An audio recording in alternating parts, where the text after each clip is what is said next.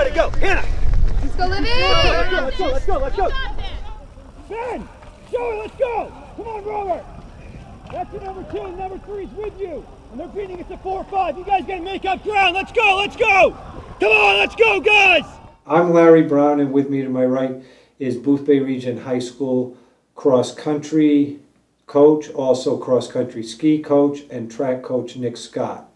And to his right is Sue Mello from the Boothbay Register, who's been reporting on Nick and all the great accomplishments that he's had as these 3 seasons have progressed over his time here. So Nick, tell me a little bit about how you happened to come to Boothbay Region to teach at the elementary school and coach here at the high school, and where the program's going since you've been here. Well, I came here right out of college, so I graduated in the spring of '05 and then started teaching middle school in the fall of '05. And I didn't start coaching cross country until '06, so my second year teaching. I started coaching cross, and then in the spring I was able to become an assistant track coach as well. And then I think it was 2010 that I was able to start a Nordic team as well. So that's kind of when I started coaching each of those sports respectively. And when I got back, I discovered this program had just exploded. Coach Scott had taken the school and just made the cross-country team and the track team just rejuvenated. The cross-country team, back when I was in school, had maybe 5 members. Now they're looking like the state champions, or vying for that every year. And this year, the girls and the boys team is doing extremely well. He just does a very good job of getting the most out of each individual and talking to them one-on-one. And life lessons too, not just track, but he emphasizes that, it's all about competition into the future and whatever endeavors you want to do when you grow to be adulthood. He teaches us how not to give up, and there's always room for improvement. It's when I finally broke 20 by a lot, and we had a meet a couple days after. He's like, okay, now I want you to break 19. And I was like, Mr. Scott, you're asking for too much. And he was like, no, you can do it. Just keep your head in the game and don't give up. And I broke 19 by 30 seconds. Wow. So I had never covered any sports at all, and I watched that first year where the kids almost made it to state championship. And since then, every single year, Boothbay's been on the map, where Boothbay was never on the cross-country map. Yeah. And that success has bred more success. You can talk a little bit about, and created new programs. Talk a little bit about how you basically have created a whole new world, I think, for these kids. I really think you have, and that's huge. Yeah, it is kind of cool. So I have this unique experience where I will start teaching some kids in 7th grade, and then because it's a small school district, I teach every single 8th grader. And so for those of them that end up running 2 seasons and skiing in the winter, I could perceivably have them kind of under my wing for 6 years. So it's really neat to watch them as this tiny little 7th grader kind of move on and develop. And some of the kids are pretty athletic and they could play on the football team and the basketball team, but others, the first sport they ever do is running for me in the fall. And then to see them go from kind of like this goofy little freshman who doesn't really get what it means to be competitive and to race versus just kind of jog along, to like a senior who's on the varsity team who's placing the top 10 states. That's a pretty cool transformation. And that's really probably the thing I enjoy most about kind of my situation where I'm at as a middle school teacher and then being able to coach on the high school level. And then Mr. Scott had my brother on the team when I was in 8th grade, so he would always talk about their successes and their accomplishments, and he got me really excited to join the team freshman year. Freshman and junior and senior year, I was NBC champion, so that was a big accomplishment for me, just being at a young age. And he really helped my times go down throughout the 4 years. And having him as a coach all 3 years all 4 years, all 3 seasons, is something really nice. And from freshman year, he pretty much taught me everything I know about the sport, and we kind of just developed each year after that. My senior year, I was able to be in the top 25 at the New England Cross Country Championships, which was a major accomplishment for me, and I couldn't have done it without him, and I really appreciate that. I think for the community of kids, you've also created, cross country was always a very small sport. It was just sort of sidelined, a sideline sport. Yeah, absolutely. Track was a sideline sport, and now cross country is this huge contingent of kids who are, they have their own group essentially. It's a family that you can see that you've created, and it's such a positive influence on their life. Talk a little bit about that, how it transfers over to their whole life. This sports bug you've given them. Oh, sure. So, what I kind of like to present the sport as distance running more so than, or the distance lifestyle more so than just cross country or track and field. So, cross country in and of itself is a sport, and Nordic skiing is a sport, and track and field is a sport. But to be better than good, to really kind of have it permeate throughout, you have to approach it in that you're going to pay attention not only to your training, but to doing responsible things like taking care of your academics and doing it so that you have time to rest appropriately. That we talk about proper nutrition and hydration, kind of that holistic approach to tackling cross country or Nordic skiing or track, whatever season it is. Mr. Scott took me in and always encouraged me, even though I wasn't the fastest when I started. And then the first year was a little rough because I hadn't really run farther than like 3 miles in my entire life probably. But then, I don't know, running with him and the rest of the guys really helped, and it was a good experience. Like sophomore year, I started running them at practice, and he really knows how to get you pumped for races, I guess, and because he does all the workouts with you too, like the faster speed workouts. So I guess that he understands what a race is like, and he's really able to, I guess, get in your head before races and make you run fast, pretty much, and from the sidelines too. You are inspiring them in a sport. Well, I'm calling it a sport, but it's a lifestyle, and then it transcends into their whole lives.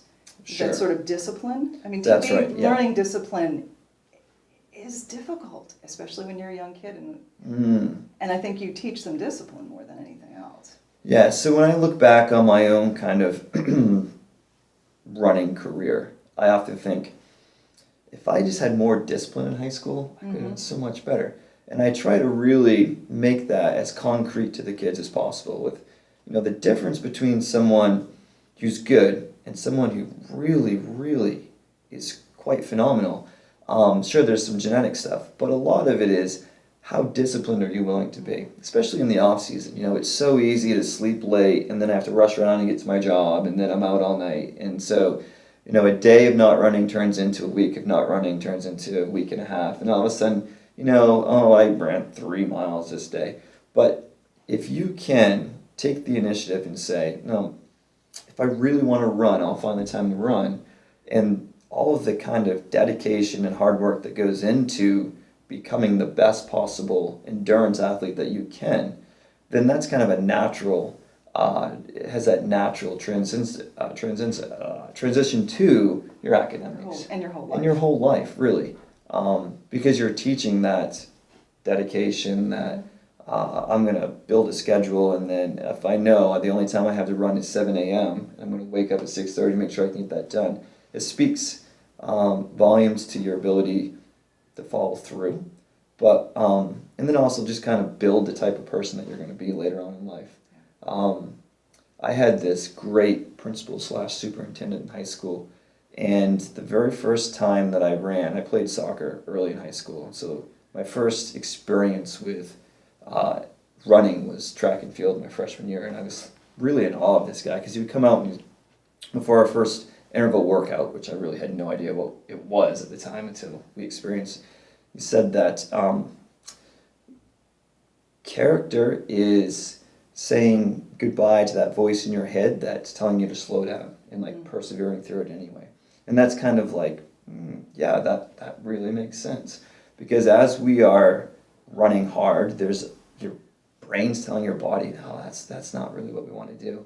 But if we find that ability to work through that, obviously we can get to the next level in running. But that's so true when you're sitting here trying to understand your chem homework or your bio homework or whatever it is. I think it's important that students understand that learning isn't about reading the page really quickly and saying, oh, I read it once, I must know it. And if I don't, then I'm stupid and I don't get it. But it's hard work no matter what. The whole idea of cognitive dissonance is that it's kind of painful. Not everything's fun and games. And if you can work through that, then usually good things follow. And I'm assistant coach for last year, and this year I did that. I have a daughter on the team. I kind of did it to, help my daughter at first, stay in shape myself, but I just really enjoy it, and there's been a lot of other teachers coming on, assistant coaches, all just making a real tight, good group. And I just see this whole program getting stronger and stronger. And that's all because of his leadership. And the kids like him. A lot of kids will really do a lot for a teacher if they really, are trying to show their best and everything. And I have not heard a bad thing said about him. Every student loves him and just, tries their best for him. He gets the most out of it, out of the children. So I could see from the difference from when I was in to now, it's just greatly improved, and the school should be quite proud to have him for a coach. Yeah, you guys both exceeded points. I thought my boys were going to finish a little better than they did. But Coach of the Year award. I had, Even though we don't have when I seeded it was Madison second, but then it was you third, 55. Is Booth Bay coach Nick Scott. Congratulations, Coach. Thank you. Yeah, it was close. But what are you going to do? Could you talk a little bit about what you have done outside of the schools to, specifically the track that you've been working with a group, and then also the road race that we've had now for 3 years? Five. Five. Yeah, Wow. it used to be the Time passes by. Talk a little bit about that and about, the community has really stepped up. Mm-hmm. Oh yeah, absolutely. So a couple from the Boosters Club, several years ago now, Rich and Laura, approached me about their idea for creating a track, and obviously I was all about that. And so we kind of carried on with some preliminary stuff early on. And one of the things that we wanted to do was create an event that would kind of garner some attention. And so we thought that a road race would be fitting for that. So we created what was known as the Lobster Roll 5K. And it's a nice little 5K loop through town.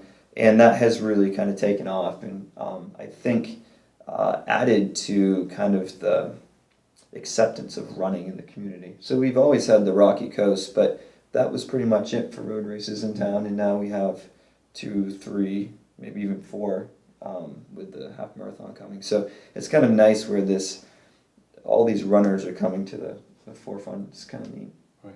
And again, this is leading into hopefully someday having a world-class That's right. track, or I don't know, because right now you kind of have to make do with what we've got, which means kids working out in school, running up and down the stairs. Well, talk a little bit about that. Yeah, so we're in this unique situation where we have the largest team on campus, no matter what the season is. Thank you for saying and we have no facility whatsoever. And it's not like track was added last year. It's been in the schools since the school was created 1956, whatever year it was. So, but there is really no place to work out adequately.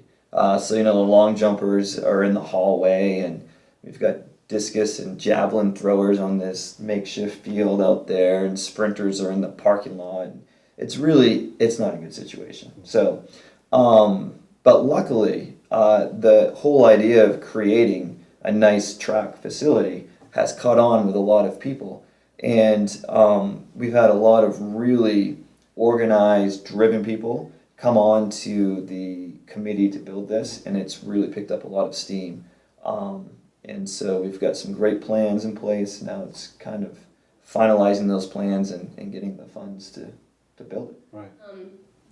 When he couldn't be the coach for part of our my sophomore Nordic season, because he was having his child, he would still help out, send us emails, and he was still involved even though he wasn't there. And same thing this cross-country and Nordic season when he wasn't there. He still helped out, even going through very important personal matters. He was still helping us out, and it just shows the dedication of him, and that really we all latch on to that, and we can put that into our schoolwork and our work and our outside life. Like the perseverance and determination that he has influences all of us. Coach, this has been a very trying year for you. Could you talk a little bit about that? I mean, it was brought up by one of your other runners about the personal issues that you had and how even with everything you had going on, which was a very difficult situation, that you still found time to be involved and support them. Yeah, so about this time last year, my wife was unfortunately diagnosed with stage 4 colon cancer. And then from that point on, things progressed, and she's doing great now. But it was really scary and touch and go there for several months.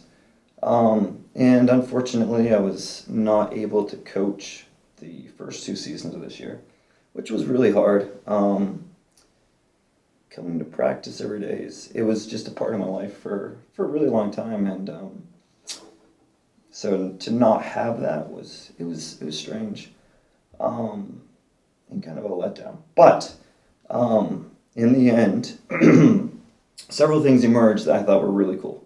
One was the team that I had coached, I could see did really, really well, even without my presence there. So that made me feel like I prepared them. They were good to go, and they were able to carry out and win a state championship, which is pretty amazing in and of itself. But I think that speaks really high volumes to the senior leadership that was there, because it's not always an easy transition having somebody else come into a program that, if you're a student athlete, you're accustomed to how it has been. And as you had said and before, you had these kids for their entire running career, and all of a sudden, that's right, Coach Scott's not here. Yeah, so for them to be able to pick up the ball and go, and obviously Lauren did a fantastic job, there's no doubt about that.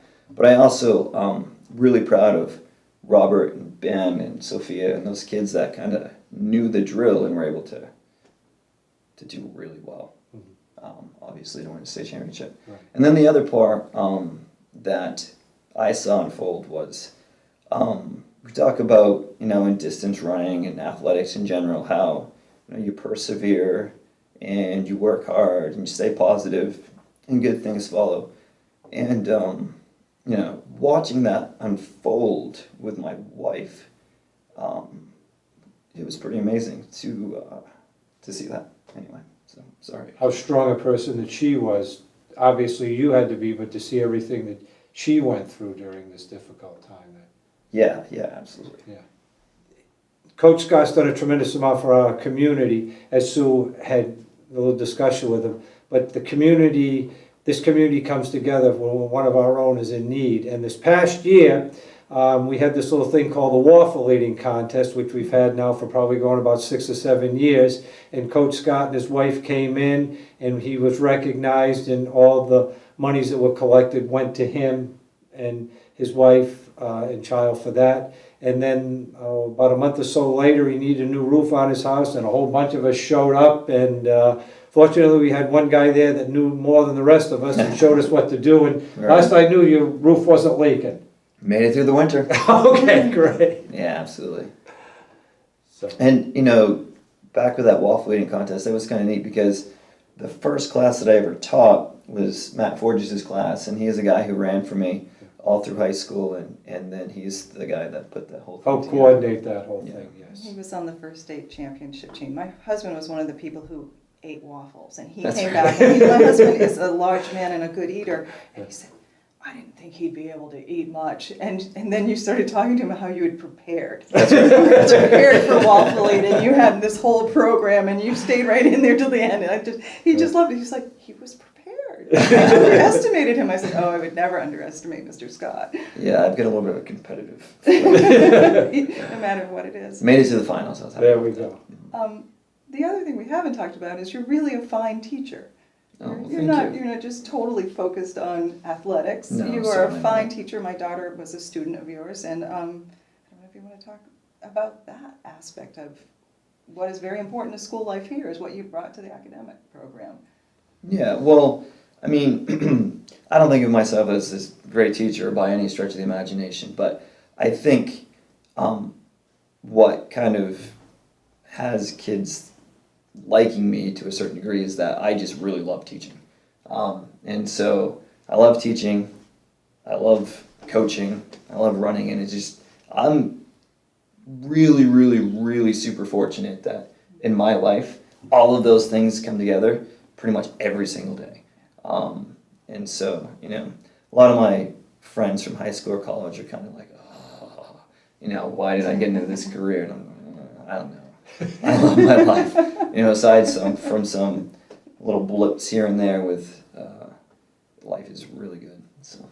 That's really good because you've made it really good. You've brought so much. I mean, as a parent, as someone who's watched this community, I just stand in awe of you. I'm going to say it because they're always, you know, I've sat in school committee meetings and heard people talk about, oh, what can we do to make the school better, and maybe we need more funding, and da-da.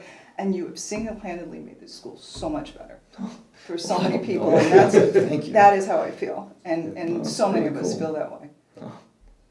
It's just awesome. And I am going to cry just a little bit. Great. Thank you, Coach. We're good. Oh, Best of thank luck you. on all of this.